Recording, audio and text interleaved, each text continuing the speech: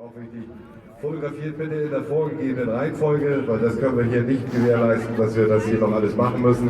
So, also Vater und Sohn machen heute einen Fotomarathon. Mindestens 4000 Bilder zu Sicht. Wir haben natürlich eine tolle Jury da mit 50. Und jeder kriegt jetzt eine eigene Startnummer und sind Sie beide alleine? Oder haben Sie noch Freunde mit? Oder? Ich hoffe, dass Freunde noch vorbeikommen. Thema meint der Fotograf damit oder die Fotografin? Was will uns damit sagen? Also ist die Reihenfolge der Fotos ganz, ganz wichtig. Okay, wir gehen Papa und Sohn jetzt, tingeln jetzt durch Lübeck. Und er hat seine eigene Kamera. Er hat seine eigene Kamera, genau. Deswegen haben wir hier auch Bänder kürzer gemacht. Okay, und da kannst du mit umgehen?